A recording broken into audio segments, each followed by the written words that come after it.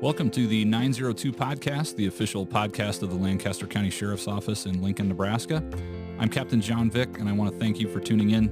This podcast will give you an inside look at LSO with topics and guests to discuss public safety issues impacting Lancaster County. Be sure to subscribe for highlights on news, cases, and the people working for you at LSO. You can also follow us across social media by searching for @LSO Nebraska. That's @LSO Nebraska on Facebook, Twitter, Instagram, and YouTube. Welcome to the 902 podcast, and today we have in studio Sheriff Terry Wagner. Hello, Sheriff. Good morning. Chief Deputy Ben Houchin. Morning. And I'm Captain John Vick. We have a very special guest with us. Jackie Rowan is here.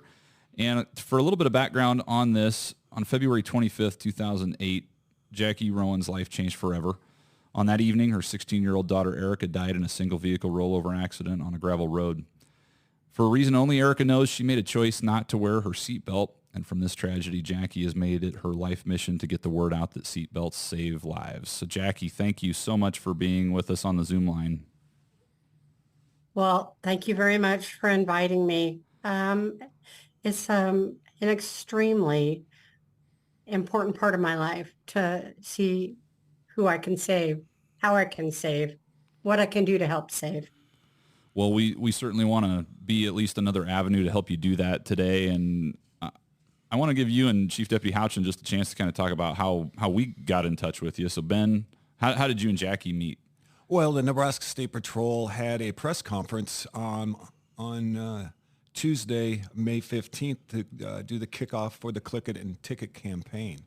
And so the sheriff wasn't going to be there, so I was volunteered to go out and do the press release. So Voluntold, yeah. So out I went on that, and so there was other law enforcement agencies, Lincoln Police Department was out there, and the Nebraska State Patrol. So when also they had a guest speaker, I would say, for the press release, and that was Jackie. And that's the first time we ever met. But I had the luxury of being the person who got to speak after her, and that was absolutely no fun because that was a hard act to follow. So I told them that next year that will not happen to me. So, but that's how we ended up meeting, and I listened to her story, and it was so heartfelt, and I just thought, you know what, this would be a perfect thing for our podcast to get this information out because it's really important. Well, Jackie, we'll talk about your story here in a few minutes, but before we do that, why don't you tell us a little bit about yourself? Where are you from? What do you do? Well, I live in Lexington, north of Lexington, out on a farm with my husband, Eric. We've been married 32 years now. We have a grown son that lives in Iowa. Eric is a sergeant with the Lexington Police Department, and I sell insurance at Shelter Insurance, and I like to run. Can't right now because I just had scope surgery on Friday, but that is my greatest joy, is running, and my other greatest joy is advocating for my daughter. You know, I told my husband a long time ago, God is my foundation and Erika is my inspiration. And a counselor told me one time, it's your job to give Erika a legacy. And I took that very seriously. And so I work daily to find ways to keep her out there, to keep her name out there, to keep her story out there. And not just because she was my child and she was beautiful, but the lessons that our community and our state can learn from her tragedy are monumental. And sometimes people, after they die, they slip off the radar. And obviously, she's never slipped off my radar. And I have to make sure I continually put her back out there so her lesson continues to move forward, and her legacy and her beauty. Well, tell us a little bit about Erika and who she was. So Erika was a sophomore at Cozad High, and she was, you know, your atypical 16-year-old. She loved to shop. But she was really, really, really, really, really close to me. We were extremely tight. Um, she was an advocate. She was a defender of the weak, passionate, passionate child, very devoted to her God. She wasn't perfect. I don't like to paint her as perfect. She wasn't, but she was mine. So to me, she was perfect. And, she had a really, she's just like, I guess, every other teenager. She didn't think that anything bad could happen to her. I don't know how many times I heard, Mom, you just need to chill. And I would tell her, Erica, you don't understand. I can't live without you. And nothing bad is going to happen, Mom. Okay. So, we were law enforcement. So Eric had little spies out there looking at her all the time. So sometimes you thought maybe you had a little safety net because, you'd get that proverbial phone call.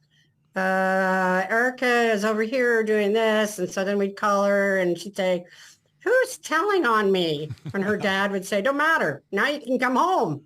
So, we thought we had enough of a net on her that we could keep her safe. And like I said in my speech, don't ever think it can't happen to you because it can and it will. Before we dive into that story specifically, I on my sheet here I've got her middle name, Joy. And when I heard a podcast that you'd done previously, you told the story about her middle name. How did that come about? Her middle name is my dad would be so mad if I said this, but that was my dad's middle name. And his name was Alan Joy. So when I was pregnant with Erica, I had thrown a few names around to Eric. And he said, well, Joshua, you got a J name. So I think this one should be an E name. I said, well, we are not having an Eric Jr. And so I threw out Evan for a boy, and his middle name is Wayne. And I threw out Elizabeth or Erin for a girl. And he said, well, what's wrong with Erica? And I said, oh, whatever. And then I said, well, then it's going to be Erika Joy after my dad. Very nice. And she was so proud of that name. That was just everything she was. She really, and my license plate says Run for Joy. Yeah. Oh, that's cool. That is. We'll be right back.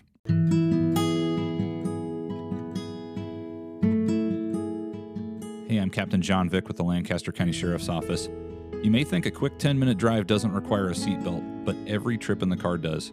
Keep everyone safe and always buckle up, Lancaster County. Click it or ticket.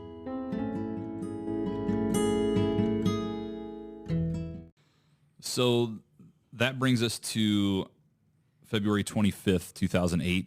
It's just a little over 15 years ago now. But what was Erica doing around that time? What year was she in school? She was a sophomore. We had just gotten back from Dare to Share. And she was I was the youth leader at church, and she was really, really, really, really, it was amazing to watch her at church. It was like she came to life. It was like that was her place. And she just came alive. And, she was in catechism and she picked out her song and nobody else could have that song. And so that was her place. That was her biggest thing. But she loved football games. We loved to go to the Cosette football games. She's in the pep club.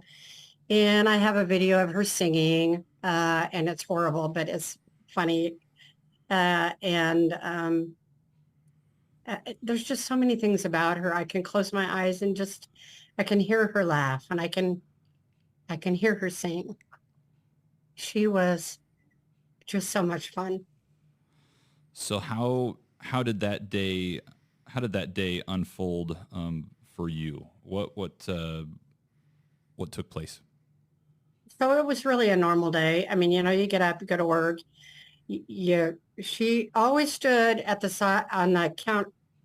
She always leaned up against the counter And she had this little yellow bowl that she would eat out of, and she would eat her cereal out of it. And we would talk about our day and what we were going to do. And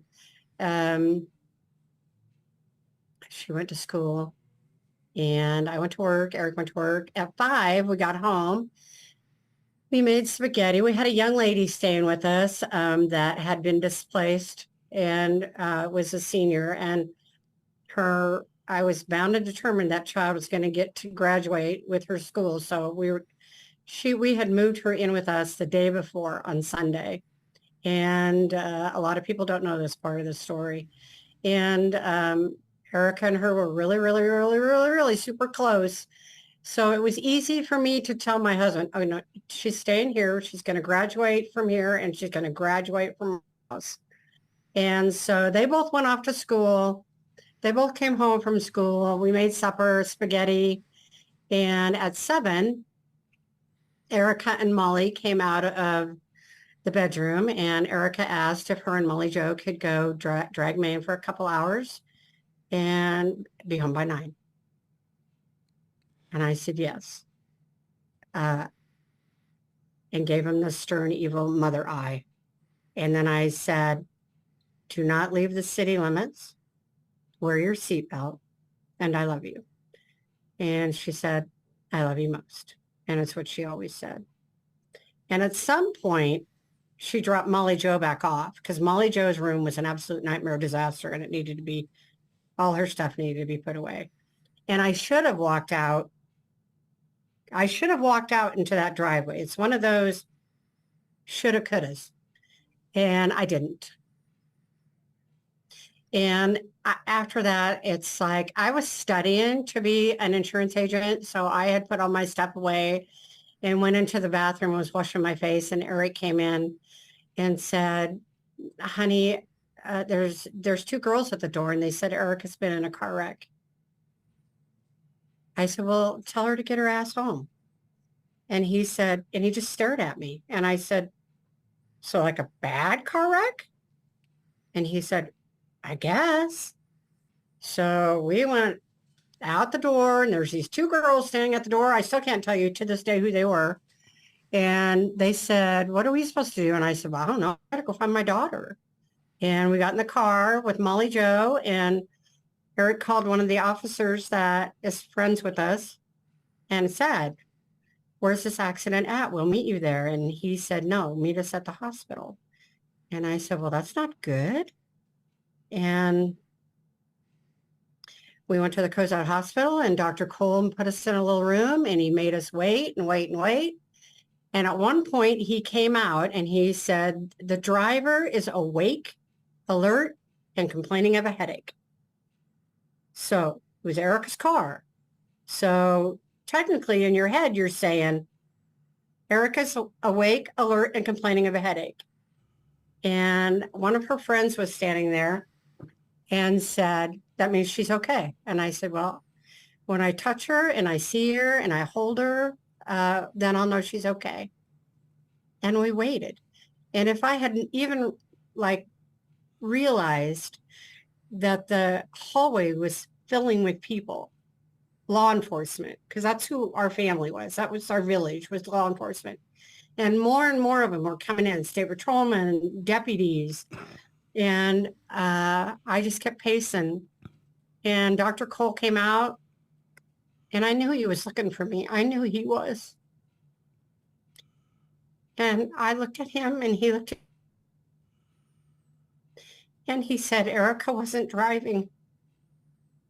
I said, then where is my daughter? And he said, she didn't make it. She's gone. And then life was over. And the girl that was driving walked away. They didn't even take Erika to the hospital. They took her straight to the funeral home. I don't remember much after that. It's very fragmented after that. Somebody took me home. Somebody took Eric and I home. I don't know who drove. I got home, and my house, my dog was gone. There was 2 pots of coffee, a whole bunch of chairs. And I just can't even begin to tell you the fragments of the mirror after that, because it just shattered. It just shattered. And I was non-functioning, completely non-functioning for a long, long time. My sister Pam told me it took probably 5 years before I said, I remember. I cannot begin to tell you the devastation that this child's death left. Oh, I can't imagine anything as a parent. I just can't imagine anything worse happening than losing your child. And, oh gosh, how difficult this must be for you. That's the hardest part, I think now, Terry, is so many people think it should be over. It should be done. It should be put away, and I should be okay. You can't.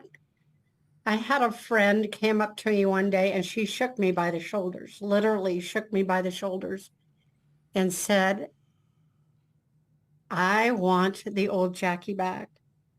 And I said, well, she died on February 25th. This is not a story for sympathy. This is a factual thing that a grieving parent endures every single day of their lives when their child is taken from them. And Erika's was completely, it didn't have to happen. It did not have to happen. When she got out of that driver's seat, she obviously didn't put her seatbelt back on. So, a lot of people got angry at the driver. And Liz Waterman, who is county attorney and a really good friend of ours, searched high and low for a reason to file charges against this girl. And Eric and I both told her that's not what Erika would want. She didn't go out and kill Erika intentionally. And Erika has to take her fair share of the blame here. She didn't put her seatbelt on. You have to do your part. Everybody has to do their part. And that's where it comes in. Don't think about yourself. If you're not going to think about Erika Rowan, then you think about Jackie Rowan. You think about Dad.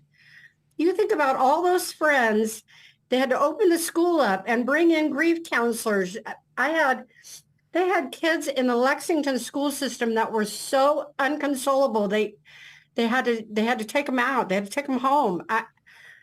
It was a wave of destruction. And every child needs to understand that's what happens. Not just my daughters, but everybody. When you die like that and you don't do your part, you don't care, but you need to care about what you've left behind. And it's insurmountable. It will never be climbed. The mountain will never, ever be climbed for me. I don't care what anybody says. I don't care how many experts tell me. I've had 2 doctors tell me, well, you're only supposed to grieve a year. Well, when you bury one of your children, you let me know that. Let me know how that goes for you. So, Jackie, did you, in the weeks and months and now years that have followed, did you ever learn kind of a sequence of events of what had taken place or why she wasn't the driver that night? No. I just know that, my husband, law enforcement that he was just adamant that, number one, our family not see the pictures. He was just adamant. And they wouldn't let us see Erika after she died. So again, there's no closure because I didn't even get to touch her hand. I didn't get to do anything. All I know is that at some point, I don't know when, I don't know where, she picked up this other driver. I never asked because after the fact, I decided it didn't matter. It wasn't going to bring her back. The biggest thing was she had been told by her mom and dad several times not to let anybody else drive her car, and she knew to wear her seatbelt. These were things that were repetitive and were done on an everyday basis. These are what you do, Erika. You don't do this, you don't do this, you don't do this. And so she knew, and she didn't do it. And that's her fault. And a lot of people want to blame somebody else. I blame the no seatbelt for my daughter, and that's her fault.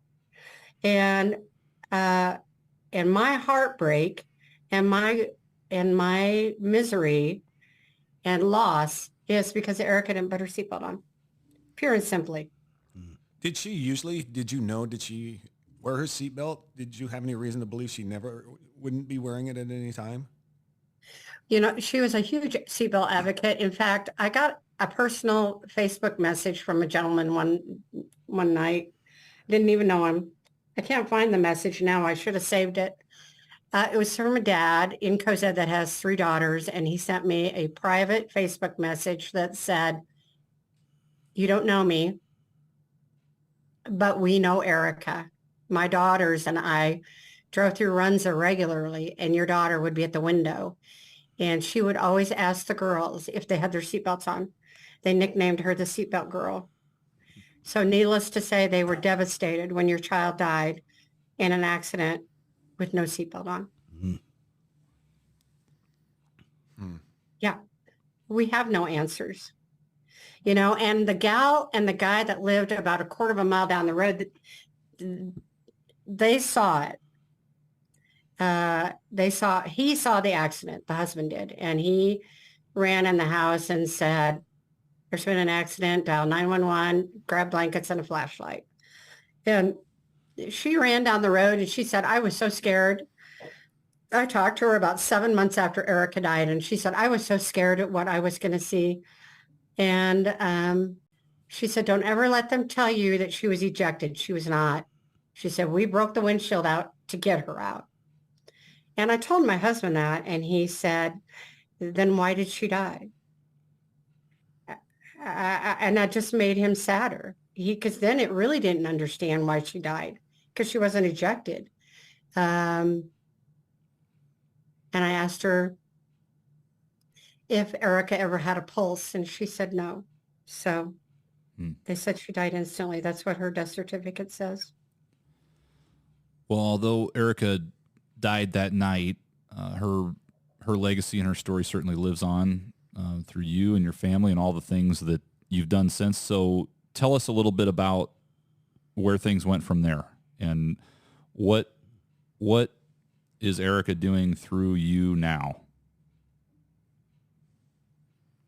So it wasn't very long after I was planning on going to, Erika Joy and I were going to go to, what do they call it? It's out in Colorado. It's a run out there, out in the mountains. Is that the Pike? Boulder. Pike, okay. Oh, Boulder, yeah. Yeah, Erika and I were going to go to Boulder, and she was going to run it, and she was going to beat her mother. Ha, ha, ha. And so that was going to be in May, and she died in February. So like a team of people from Cozad, we all banded together, and we all wore pink shirts, and I went and ran it anyway. It was the fastest I ever ran it, but it was on pure adrenaline. And then I ran it for 6 years after that. So Erika died on a Monday. On Wednesday, my sister, by then, all my family was home. I have 4 sisters and a brother. And my one sister is a really big exercise freak, and so am I. And on Wednesday morning, she had me out running, and I never stopped. And that became part of my grieving process, was running. So Erika died in February. By September, which is her birthday month, we decided we were going to have a fun run. And so we started it out in Cozad for the first couple of years. And all the proceeds would go to driver's education. And we would pay for kids. They had to do essays, they had to answer questions. They had to really, really, really, really be serious about driving and what it means to get behind the wheel of a car and wearing your seatbelt. And we would give out so many scholarships. Whatever money we had gained, we would give out. And sometimes we just take money out of our own pocket. We did it for 7 years. And the last year we gave out 54. Wow. And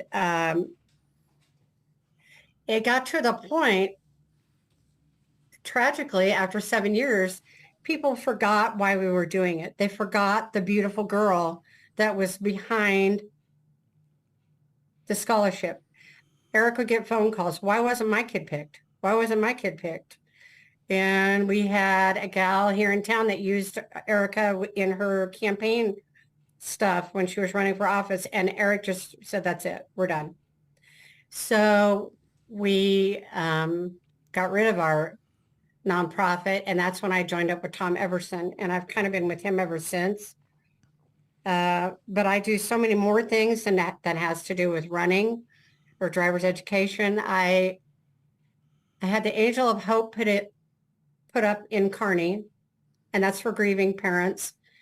I've had 3 sets of butterfly wings painted for Erica. I give necklaces away at the hospital to moms who go home without their babies with a story about Erica and a mother's love. And I just find things that I know will personify her beauty and who she was and the touches of light that she would have wanted to leave. Wow.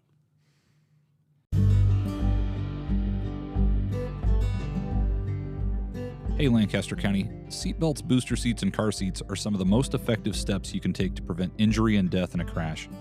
The National Highway Traffic Safety Administration estimates that seatbelts reduce the risk of death amongst front seat occupants of passenger cars by 45%. Seatbelts also reduce the risk of moderate to critical injury by 50%. Wear your belt every time, every trip.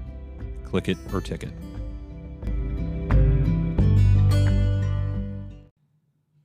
So when you go out and talk now, Jackie, what's the main message that you want to communicate to other students and other parents?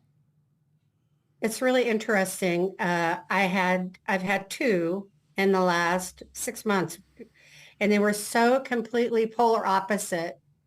So I had the cross-country team coach here in Lexington.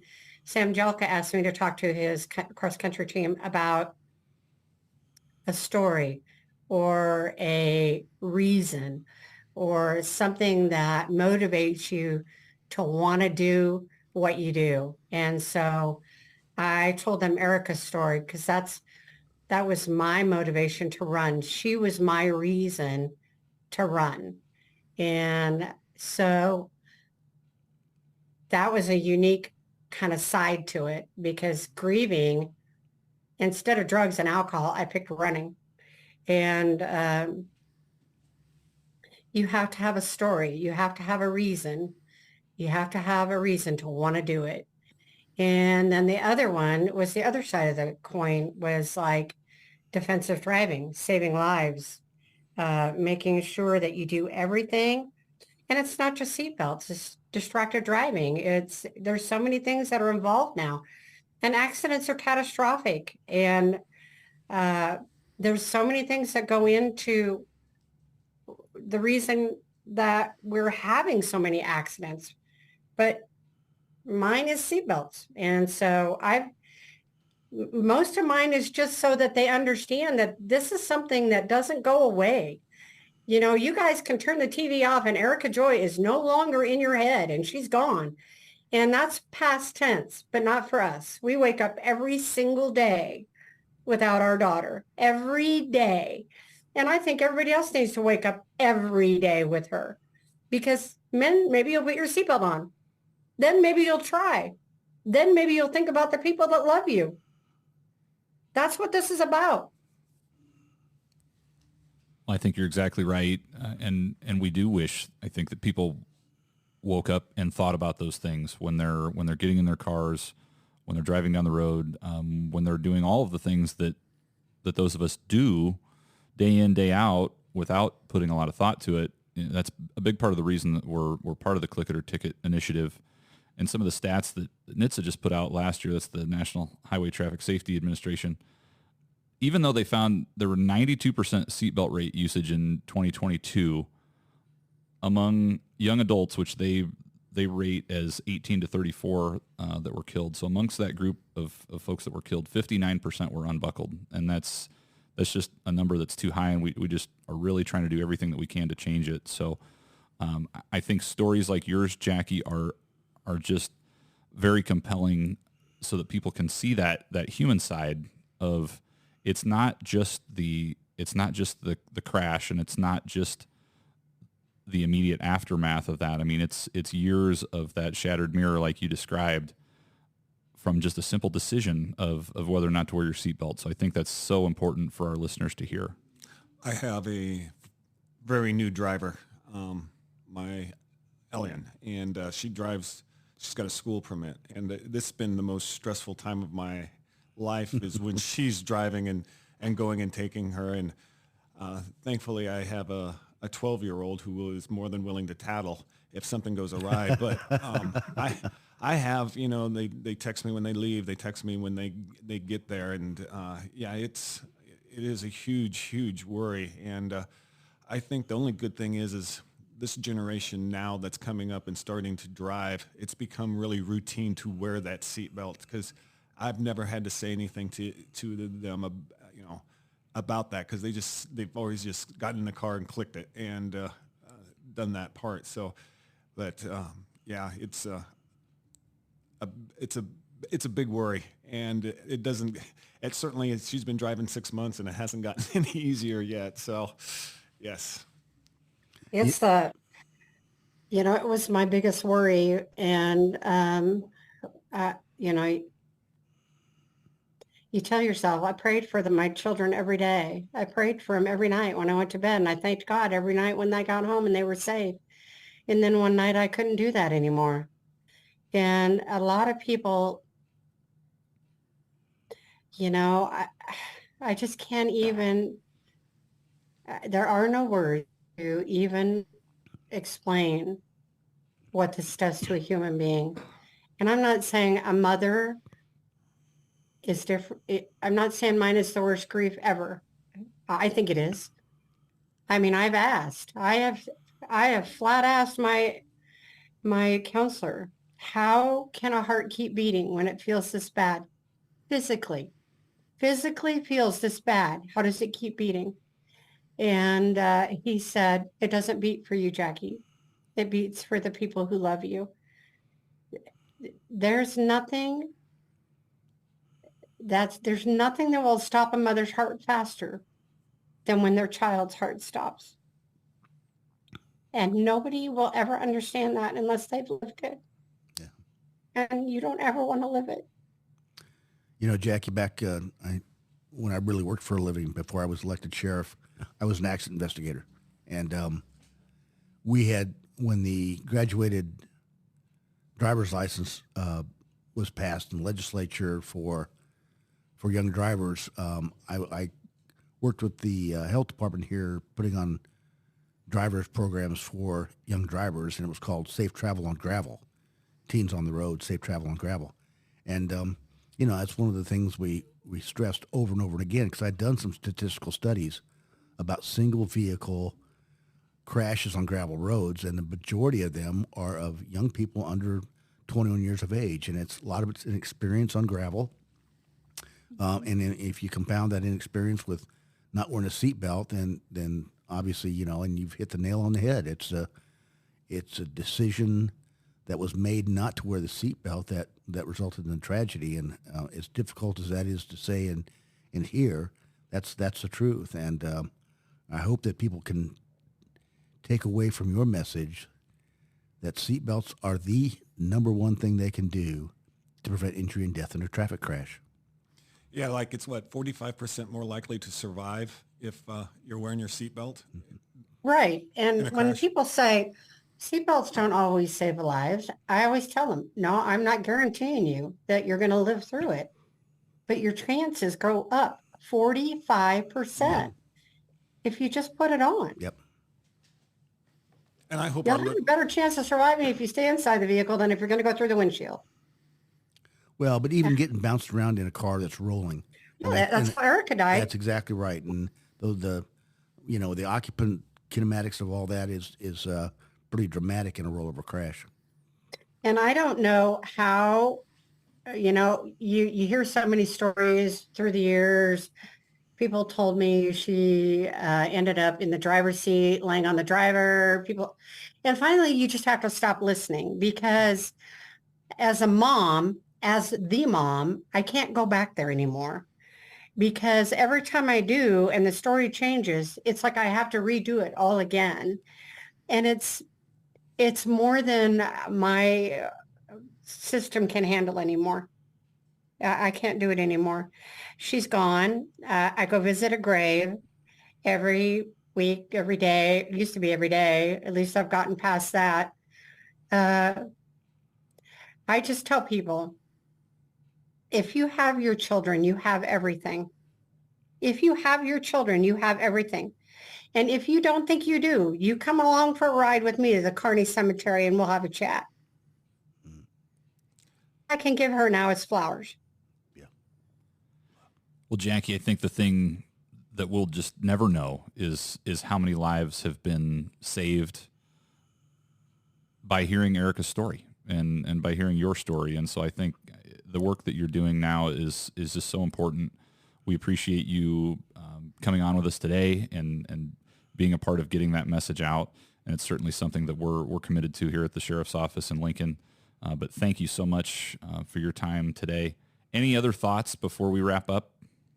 Well, gosh, I don't know. My thoughts are if you want and if you can, go. It's like the gal that saw Erika when she found her. She said she had nightmares for like 7 months. So I sent her a stack of pictures of Erika when she was silly and when she was happy, when she was beautiful. And I told her to look at those and see who Erika really was. And I would encourage people to Google my daughter's name and look at her and see that she was real. She was real and she was beautiful and she was so alive. And I want everybody else to be able to stay alive. It's all about staying alive, doing the right thing. Thank you. Thank you for sharing with us. Yeah, I think there was a reason we met, Jackie, and I'm glad we did, and I'm glad you were very willing to come on here and do this, and I greatly appreciate it because us law enforcement officers can say whatever we want about wearing seatbelts. You hit home with your story, and I want to thank you so much. Well, I will do it for anybody at any time. I will tell her story forever until people stop listening.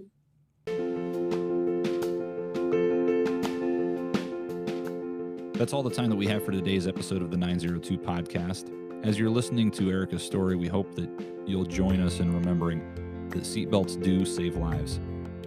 Lancaster County Sheriff's Office is taking part in this year's initiative with the Click It or Ticket campaign.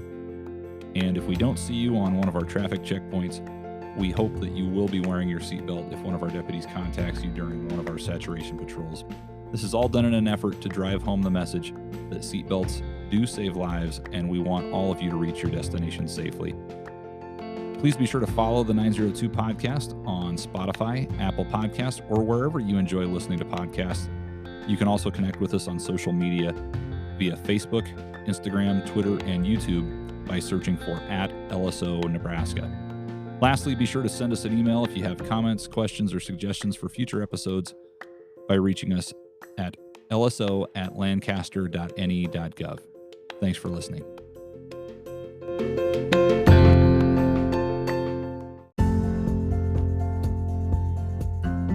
If you want a challenging career, a career where you can make a difference in your life, your family's life, and the lives of those in your community, come and join the Lancaster County Sheriff's Office.